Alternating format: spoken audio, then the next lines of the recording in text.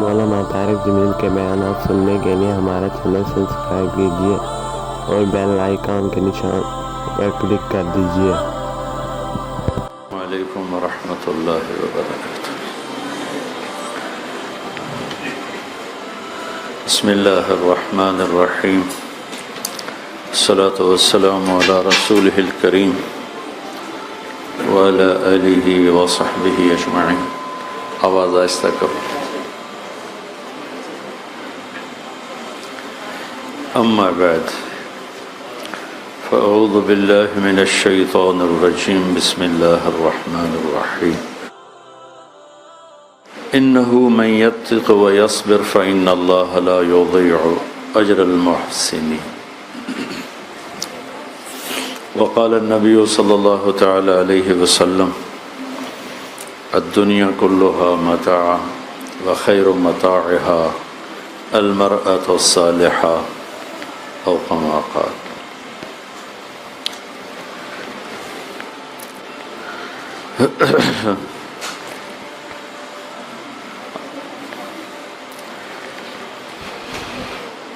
کچھ عرصے سے مجھے مسلسل سر درد ہے، میں کوئی زیادہ بات تو نہیں کروں گا۔ ایک آیت پڑھی ہے میں نے، یہ پورے قرآن کا مجھے خلاصہ نظر آتی ہے، اور زندگی گزارنا ایک مشکل کام ہے، اور زندگی ایک مشکل راستہ ہے۔ یہ موٹر وے کی طرح نہیں ہے، یہ پگڈنڈیوں والا راستہ ہے، نشیب و فراز ہے، اندھیرے ہیں، مشقتیں ہیں، کانٹے ہیں۔ انسان جانتا نہیں کہ ان سے گزرنے کا طریقہ کیا ہے، اس سے گزرنے کا طریقہ کیا ہے، ان سے نمٹنے کا طریقہ کیا ہے۔ آج کے سارے دانشور بس ایک ہی بات پہ زور لگاتے ہیں، پیسہ آ جائے گا تو سارے کام ہو جائیں گے۔ پیسہ بہت ادنا سی چیز ہے اس راستے کی۔ یہ سورہ یوسف کی آیت ہے۔ سورہ یوسف کو اللہ تعالیٰ نے قرآن کا سب سے حسین قصہ بیان فرمایا۔ نحن نقص علیک احسن القصص، میرے محبوب ہم آپ کو سب سے خوبصورت کہانی سناتے ہیں۔ پھر یوسف علیہ السلام کی کہانی چلتی ہے، اور یوسف علیہ السلام ساری مشقتوں سے نکل کر جب ان کے بھائی ان کے سامنے بولتے ہیں، سامنے پیش ہوتے ہیں، تو اپنی ساری داستان کو وہ ایک جملے میں پروتے ہیں اور 2 لفظ اس کا وہ خلاصہ بتاتے ہیں۔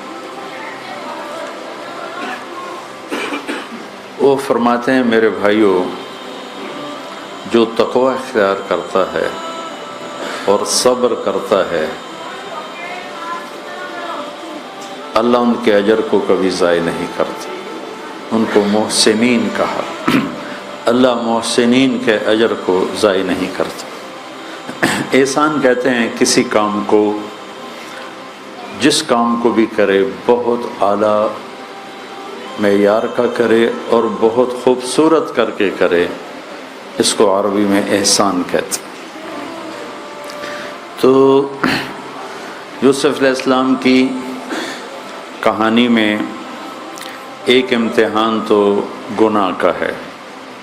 ایک عورت ان کو گناہ کی دعوت دیتی ہے بھرپور طریقے کے ساتھ، وہ سارے اسباب کو جمع کرتی ہے اور سارے راستے وہ بند کرتی ہے، اور اس کو یوسف علیہ السلام معاذ اللہ سے توڑتے ہیں، اور دروازے کھلتے چلے جاتے ہیں اور وہ نکلنے میں کامیاب ہوتے ہیں، اپنے آپ کو گناہ سے بچایا۔ دوسری کہانی لمبی ہے۔ گھر سے بھائیوں نے حیلے سے نکالا، کنویں میں ڈالا، چند کوڑیوں میں بیچا، پھر مصر کے بازار میں بکے، پھر ان پر بدکاری کی تہمت لگی، پھر انہیں گدھے پہ سوار کرا کے پورے شہر میں پھرایا گیا، پھر جیل میں ڈالا گیا، یہاں تک کہ اللہ تعالیٰ کی طرف سے دروازہ کھلا اور اللہ نے ان کو وزارت کے منصب پر بٹھایا، اور بھائی بھی آئے وہاں غلہ لینے کے لیے۔ تو ان دو لفظوں میں دو کہانیاں ہیں۔ جب حالات کی شدت آئے تو کیا کرنا ہے، اس کے لیے لفظ صبر ہے، اور جب گناہ کی دعوت ملے تو کیا کرنا ہے، اس کے لیے لفظ تقویٰ ہے۔ تقویٰ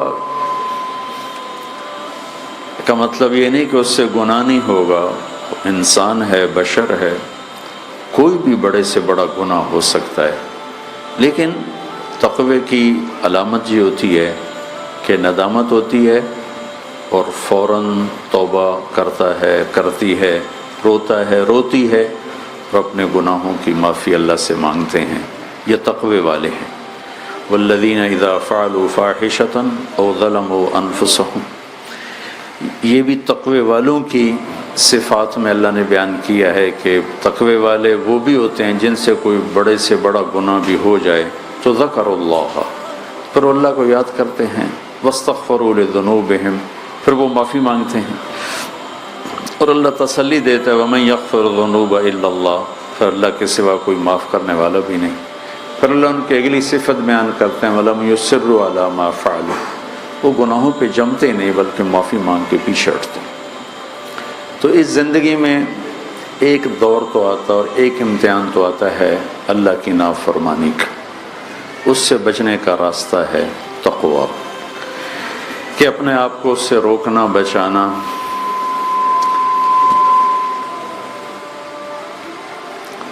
جو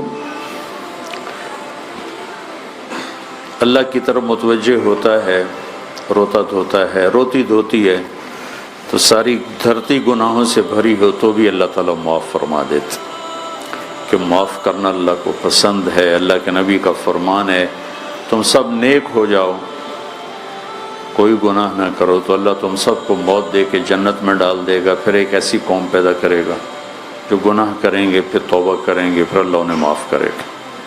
تو کسی گناہگار کو دیکھ کر کبھی حقارت کی نظر سے نہیں دیکھنا چاہیے، بلکہ یہ ہمیشہ رہے کہ پتہ نہیں کب توبہ کرے، اللہ تعالیٰ اس کو معاف فرماتے۔ تو زندگی میں شیطان نے پھندے جگہ جگہ بنائے ہوئے ہیں، وہ ہمیں نافرمانی میں پھنساتا ہے۔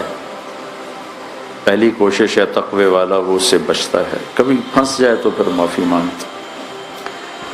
دوسری چیز جو ایمان کے بعد میرے نزدیک ایمان کی سب سے بڑی صفت وہ صبر ہی ہے، کہ صبر ایمان کی تمام صفات کا لازمی جزو ہے۔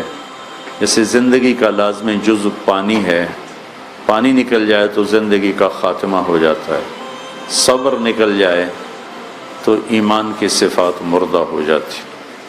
دنیا اور آخرت کی دونوں کامیابیوں میں اللہ نے صبر کو ہر جگہ ذکر کیا ہے۔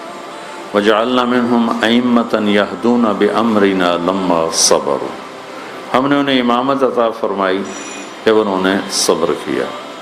وَجَزَاهُمْ بِمَا صَبَرُوا جَنَّةً وَحَرِيرًا، ہم نے انہیں جنت اور ریشمی لباس دیے جب انہوں نے صبر کیا۔ أُولَئِكَ يُجْزَوْنَ الْغُرْفَةَ بِمَا صَبَرُوا، انہیں جنت کے عالی مقام ملیں گے ان کے صبر کی وجہ سے۔ ان تصبروا وتتقوا لا يضركم كيدهم شيئا، تم صبر اور تقوی اختیار کرو گے تو دشمن کا وار تم پہ کبھی کامیاب نہیں ہو سکتا۔ تو صبر ایمان کا اور ایمان کے ہر صفت کا لازمی جزو ہے۔ لوگوں کی زیادتیوں کو برداشت کرنا۔ ہمارے دیس کا معاشرہ عام طور پر ظلم پر چل رہا ہے، اور یہ ظلم انفرادی بھی ہے، اجتماعی بھی ہے۔ اور یہ بچیاں فارغ ہو کے جا رہی ہیں، اللہ ان کا نصیب اچھا کرے، ان کو اچھے گھرانے دے، ان کی شادیاں ہوں گی۔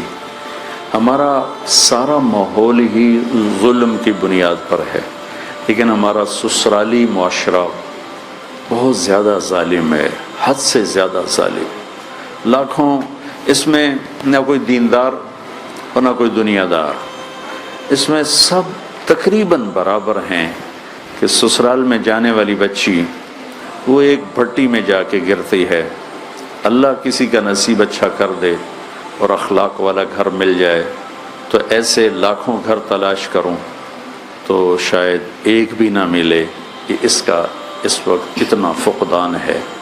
تو میں اپنے آپ کو، یہ ہمارے سننے والے بھائی بیٹھے ہیں، آپ خواتین ہیں، یہ ہماری بچیاں ہیں، سب کو یہ گزارش کروں گا کہ اپنی زندگی کی سب سے بڑی دولت صبر کو بنا لیں۔ غلط رویے آئیں، غلط بول سننے کو ملیں، شدت دیکھنے کو ملے، شدت سننے کو ملے، حق تلفی ہو۔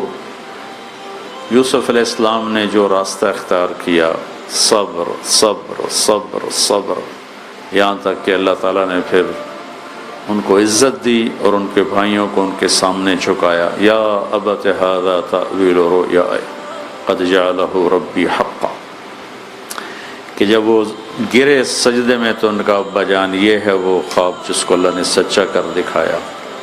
تو میں اپنے آپ کو بھی یہ نصیحت کرتا ہوں اور آپ سب سے، اس معاشرے میں اگر عافیت اور امن کے ساتھ زندگی گزارنی ہے تو چپ رہنا سیکھیں، زبان پر بندش لگانا سیکھیں۔ کسی کا بھی غلط رویہ آئے، بہن کا، بھائی کا، خامند کا، ساس کا، سسر کا، نند کا، دیور کا، بھابھی کا، بس چپ ہونا سیکھ لیں۔ اور یہ اللہ کا وعدہ ہے، جو صبر کرتا ہے ان اللہ مع الصابرین، اللہ اس کے ساتھ ہو جاتا۔ معاشرے میں مزید بگاڑ اس لیے کہ جانے والی بچی بھی اسی ماحول کی ہوتی ہے، وہ بیچاری بھی پھر پھٹ پڑتی ہے، بول پڑتی ہے۔ اس وقت طلاق اتنے زیادہ بڑھ چکے ہیں کہ ہولناک ہوش ربا اس کی شرح ہو چکی ہے طلاقوں کی، کہ عدم برداشت کی وجہ سے بہت جلدی گھر ٹوٹتے ہیں، بہت جلدی گھر ٹوٹتے ہیں۔ تو میں آپ سب بچیوں کو قرآن کی یہ دو باتیں یاد دلاؤں گا، اور جو مستورات آئی ہیں، ایک گناہوں سے بچنے کا راستہ اختیار کریں، ہو جائے تو اللہ سے معافی مانگیں۔ اور ایک گناہ جو اتنی کثرت سے ہے جس پہ توبہ کا خیال بھی نہیں آتا، وہ غیبت ہے، اوروں کی حقارت ہے، اوروں کی کمیاں پکڑنا اور دیکھنا ہے، اوروں کی برائیوں کے تذکرے کرنا ہے، جھوٹ بولنا ہے، شکایت لگانا اور آپس میں لڑانا الجھانا، یہ ایک عام وبا ہے ہمارے معاشرے کی۔ آپ سے بھی کہتا ہوں، اپنے آپ سے، کہ اپنی زبان کو سچ کا عادی بنائیں، میٹھے بول کا عادی بنائیں، اچھی گفتگو کا عادی بنائیں۔ جہاں کسی کی غیبت ہو وہاں سے اٹھ جائیں، نہ سنیں نہ بولیں، تو آپ کا دل پاک ہو جائے گا۔ اور آنے والی ناگواریوں کو صبر کے ساتھ برداشت کریں، اللہ آپ کا ساتھی ہو جائے گا، آپ کے لیے راستے کھلیں گے، آپ کے لیے راہیں ہموار ہوں گی، کہ میرے اللہ کا وعدہ ہے ان اللہ مع الصابرین۔ اور قیامت کے دن اعلان ہوگا فَلْيَقُمْ أَهْلُ الصَّبْرِ، صبر والے کھڑے ہو جاؤ۔ تو ایک چھوٹی سی جماعت کھڑی ہوگی اور اللہ ان سے کہیں گے جاؤ جنت میں چلے جاؤ، تمہارا کوئی حساب نہیں۔ یہ اتنا بڑا پرچہ ہے جس کو دنیا میں جو حل کر گیا وہ قیامت کے دن بغیر حساب کتاب کے جنت میں داخل ہوگا۔ اللہ آپ کا نصیب اچھا کرے۔ السلام علیکم۔